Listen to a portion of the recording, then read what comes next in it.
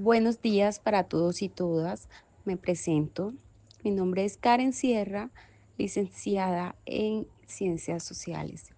También me acompañan los compañeros y licenciados Viviana Oviedo y Diego Morales. Y le vamos a estar hablando un poco de las voces que habitan en la historia. Bueno, este es un tema del territorio. La verdad no es tan simple como muchos creen. No es solo tierra y no es solo ese mapa que colgaba en el salón de clases, lleno de líneas que uno casi nunca entendía. Para mucha gente, hablar de territorio es hablar de lo que ha vivido, de lo que ha perdido, incluso de lo que sueña recuperar. Antes de que este país se llamara Colombia, ya habían personas viviendo en estas tierras, cada una con su forma de ver el mundo, de relacionarse con árboles, el agua, el sol. Ruiz lo dice claro, esas comunidades no venían del terreno como prioridad, solo sentían como parte del cuerpo, así y sin más. Y aunque han pasado siglos y muchas cosas han cambiado, todavía quedan huellas en la cápsula. Se recuerda cómo las culturas afro, indígenas y campesinas han dejado una marca tan fuerte que ni el olvido, ni las guerras, ni los discursos bonitos han logrado borrar. Está ahí en las canciones, en los caminos, en la forma de sembrar y hasta en cómo se saluda en ciertas regiones. Lo que queremos en este podcast no es enseñar nada, solo queremos abrir un espacio para pensar juntos, escuchar lo que casi nadie escucha. Porque si de verdad vamos a hablar de Colombia, empecemos por entenderla desde la raíz. Demos desde quién ha estado aquí todo el tiempo, aunque casi nunca lo hayamos oído. Bueno, entonces iniciemos hablando del territorio como construcción cultural. Cuando uno piensa en territorio, casi siempre lo imagina como un mapa, unas líneas con nombres, pero para mucha gente en Colombia eso no tiene tanto sentido. Para ellos, el territorio es el lugar donde se siembra, donde se canta, donde se recuerda. Es la vida misma. Recuerdo que en un texto de Ruiz de 2017 se decía algo que me quedó sonando, que el territorio no solo es espacio, es memoria, es relación. Y si eso se nota cuando uno habla con alguien que ha vivido siempre en el mismo lugar. Lo que para otros es solo tierra, para ellos es parte de lo que son. Colombia tiene demasiadas formas de ser. Hay zonas donde la selva protege tradiciones, otras donde los campesinos han peleado por quedarse, pueblos indígenas en las montañas que siguen cuidando sus rituales, y las costas con esa fuerza afro que resiste incluso en el olvido. En la cápsula U3 de 2025 también se habla de eso, de cómo cada grupo ha logrado ser suyo el espacio en que habita, de cómo esa diversidad a veces incómoda, pero también enriquece. Y tiene sentido, no hay una sola forma de entender a Colombia, hay muchas, cada una con su historia. Lo importante, creo, es que podamos escucharlas sin querer corregirlas. Pueblos originarios antes de la conquista. Antes de que los europeos llegaran a este continente, aquí ya había vida, pero vida real, con caminos, con historias, con formas de pensar que no tenían nada que envidiarle a nadie. El territorio colombiano ya estaba lleno de pueblos originarios que sabían cómo relacionarse con la tierra, con el agua y entre ellos. No eran culturas atrasadas como a veces se ha dicho, más bien eran otras maneras de entender el mundo.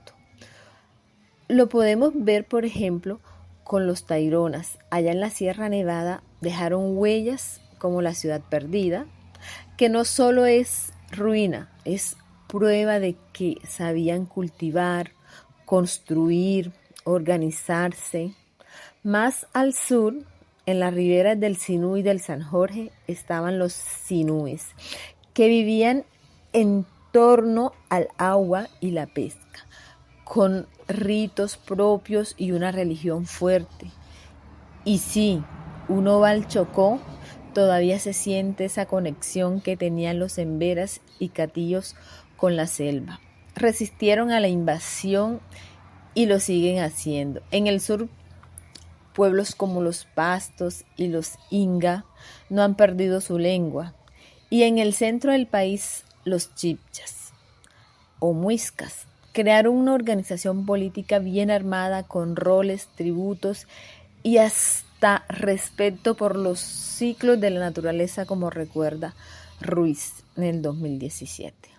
Lo interesante es que para ellos la tierra no era algo que se compraba o se vendía, era parte de sí mismos, como una madre, como una historia, como una guía.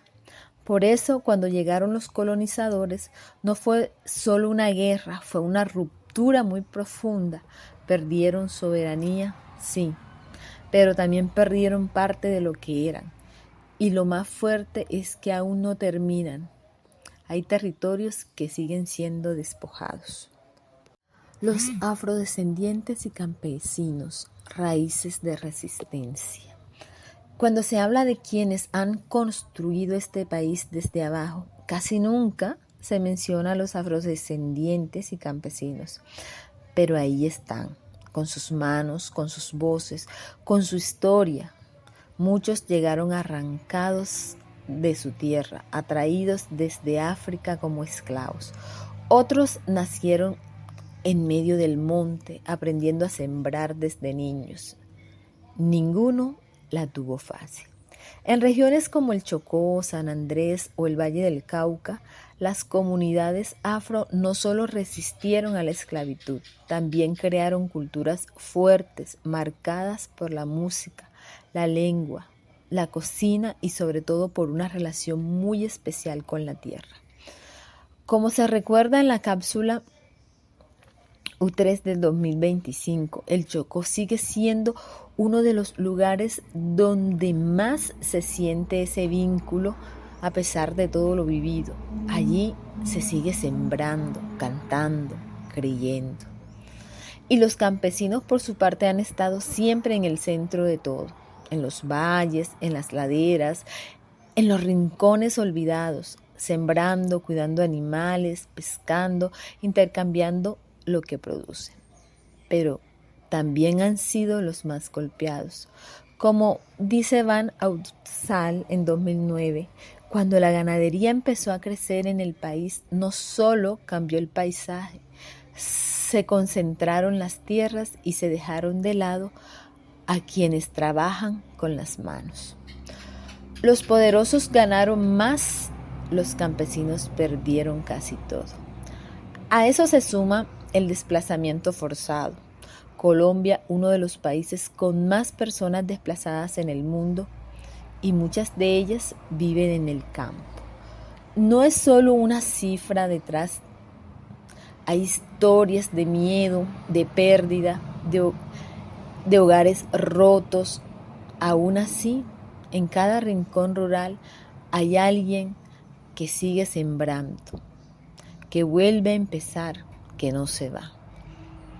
Por esto, en este bloque no solo se habla de víctimas, habla de resistencia, de campesinos y de comunidades afros que, aunque invisibilizados, han sostenido el país desde abajo, pensando y pasando dolor, sí, pero también con dignidad, y eso también es historia. Así muchos de esos pueblos no desaparecieron, fueron arrasados, sí, pero también resistieron.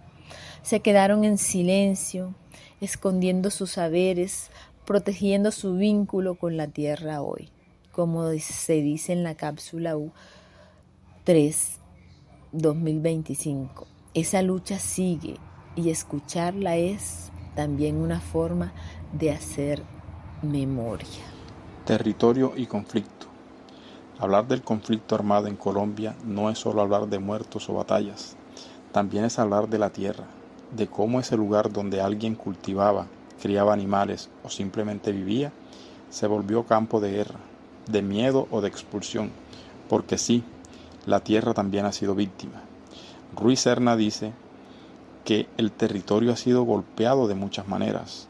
Lo han despojado, militarizado, explotado, cambiado para proyectos grandes que no son para la gente que vive allí.